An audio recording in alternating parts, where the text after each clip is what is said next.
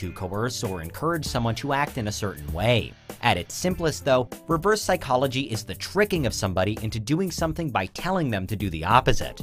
Reverse psychology works because of reactance, which is a psychological motivation that occurs when someone feels like their freedom is being threatened. Reactance is what makes a person want to wrestle that freedom back by doing the opposite of what they're told, making them more susceptible to reverse psychology methods. Some people are more prone to reactance than others, while some are naturally more compliant, more willing to do what they're told right away, making them less likely to be influenced by reverse psychology. While neither reactance nor compliancy is an innately negative trait, both can be in certain situations. In professional circles, reverse psychology isn't even called reverse psychology at all. That term was coined by the media. Instead, it's called paradoxical intervention and is even reportedly and controversially used by some therapists to help clients break bad habits. There's ongoing debate about whether paradoxical intervention as therapy is ethical, but the process is actually quite straightforward. By telling someone to focus on or even participate in a behavior they actually want to avoid, it forces them to think about and analyze why they're doing it in the first place. Then, when they eventually rebel via reactance and out of their desire for freedom, they will have achieved the goal they originally set out with. They'll have kicked the habit. The ethical concerns with this particular technique are clear though, because what if the behavior that a client wants to get rid of is in any way distressing or dangerous? It's why the use of paradoxical intervention has to be determined on a case-by-case basis. But of course, reverse psychology isn't only a clinical approach. We see and experience it all the time in our everyday lives. It's even a key theme, although accidentally, in Christianity. When God told Adam and Eve not to eat from the tree of knowledge, it's not widely thought that it was because he secretly wanted them to do so. But regardless, Eve was persuaded to take a bite, thanks partly to her being told that she couldn't, and humanity gets cast out of the Garden of Eden. For a more contemporary and less biblical example of how reverse psychology can unintentionally work toward negative results, we have unrealistic advertising campaigns for gym and exercise products. In some cases, the use of models and actors exhibiting exceptional levels of fitness, the levels that anyone supposedly can achieve, has actually been shown to put off the general public. Rather than selling sport and exercise as something which viewers can and want to participate in, the reverse happens and people feel alienated from the start. The opposite effect is achieved to what was intended. On the other hand, reverse psychology has also been purposefully employed as a marketing tool on plenty of occasions, and to great effect. One example is through the invention of secret brands, which are brands and products that don't advertise at all, relying only on word of mouth to generate sales. When it's used successfully, it means that because a particular product isn't actively advertised, it automatically seems more exclusive and desirable. It's for this reason that increasing numbers of bars and restaurants, for example, open up completely off the grid, certainly without a social media presence, but sometimes without so much as a sign out front to tell you that they're even there.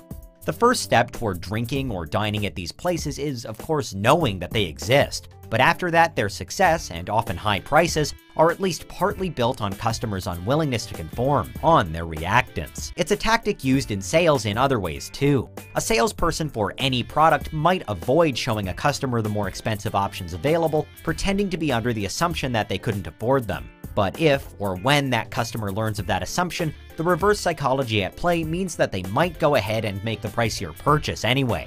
In proving that they can afford it actually, they again display their reactance. The secret to reverse psychology so far then seems to be subtlety. The salesperson has a pitch, but it's what they're not saying that really hits home. The therapist has a process, but it's vital that the client doesn't recognize it. But then sometimes it's much more about what's right in front of our eyes, for good or for bad. Warning labels definitely aren't designed as exercises in reverse psychology. They're almost always meant to clearly dissuade you against doing something that is potentially harmful, and yet plenty of people still choose to completely ignore them, by diving into a no-dive zone of the pool, for example. So what gives? Well, warning labels are actually quite a complex field, with various psychological studies suggesting that they can really, in practice, encourage people to enact whatever specific behaviors they warn against. Here's where reverse psychology can really cause problems. On the one hand, potential hazards need to be flagged, but on the other, those flags draw more attention to what a person's not allowed to do, and people don't like that. In some cases, it doesn't matter how blatantly someone knows that doing a particular thing is a bad idea. If they're prone to reactance, they might just do it anyway. That sign can't stop me! because I can't read. In some cases, though, the reactance is more fueled by perceived injustice. Much further back in history, one enormous and particularly infamous example of reverse psychology at work happened during Prohibition in the United States. In 1919, the 18th Amendment to the U.S. Constitution prohibited the sale, manufacturing, and transportation of intoxicating liquors across America. And the Volstead Act of 1920 further defined those liquors as any drink with an alcohol content higher than 0.5%. Famously, Prohibition didn't work.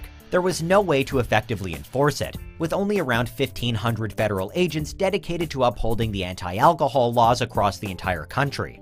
Instead, Prohibition led to a boom in organized crime, with mobsters across the US smuggling in liquor, brewing moonshine, and opening speakeasies. And there was definitely a market for it. In fact, during Prohibition, there were reportedly more drinking establishments in New York City than there ever had been before alcohol was made illegal, with an estimated 5,000 in Manhattan alone. In short, the US government telling people that they couldn't have alcohol anymore resulted in a marked and drastic increase in its consumption, until the ban was repealed in 1933. This large-scale reactance came in spite of the fact that Prohibition did have many avid supporters at the time, and America had a huge temperance movement concerned with real problems like alcohol abuse and domestic violence. Nevertheless, thousands and thousands of people rebelled against the legislation every single day. In these cases, warning signs and product bans, the psychological kickback is much clearer to see. In neither example is reverse psychology an intended result. Warning signs and labels really do mean to warn whoever sees them, and the 1920s US government really did mean to outlaw alcohol. But reactance is still at play. In this way, though, reverse psychology is often associated with parents trying to make their children behave as they'd like them to. By making them eat all their greens, for example, because it's thought that children often don't understand when they're being manipulated, so it doesn't really matter if the reverse psychology tactics are clumsy. It's not usually the same for adults, though. We know that subtlety is important to some degree, and that there's a human tendency to break rules, both of which provide a base for reverse psychology. But for the most blatant examples, there's also one final outcome: reverse psychology. This is when someone actually does what you tell them to because they know, or believe they know, which alternative outcome you're really trying to achieve. In this case, the person attempting to manipulate is at a loss, and the psychological boot is on the other foot. For example, say you really wanted somebody to watch a certain movie, but you also knew that they didn't want to watch it. You might suggest that the movie was too complicated for them to understand, and in standard reverse psychology, they'd U-turn and watch the movie just to prove that they did understand it. But in reverse psychology, they'd only get more annoyed with you, identifying the tactics you were trying to play and refusing to play along. Their reaction is reactance, but twofold. The movie remains unwatched, and you, the manipulator, become the manipulated. Look, Homer won't want to go, so just ask him and he'll say no. Then it'll be his fault. I don't want to go, so if he asks me to go, I'll just say yes. Wait! Are you sure that's how this sort of thing works? Shut up, Brain, or I'll stab you with a Q-tip. Dad, I really want you to come on this trip with me. Bart, I'd be delighted to go on your trip with you. Humans have a natural desire for freedom and independence, and it often shows itself in a tendency toward rebellion or reactance whenever we feel that freedom is being compromised. So by making people think that they're making a decision for themselves, you can arguably convince them of, well, anything. Unless, of course, they're one step ahead of you in this psychological game of cat and mouse. So if you've ever encountered reverse psychology, then why not let us know about it? Or actually, don't let us know about it.